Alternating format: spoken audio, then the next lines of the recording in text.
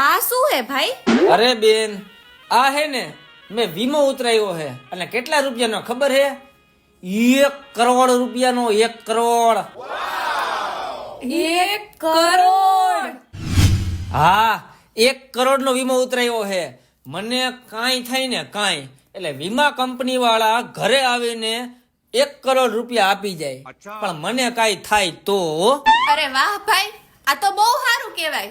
ઈજ ને બેન, આ તો હું જીવું છું ને એટલે વાંધો ન આવે. આ તો કદાચ ઉકલી બુકલી ગયો ને તો તમારે બધાને ટેન્શન નહીં. લાય ભાઈ, આને હાચવીને રાખી દઉં.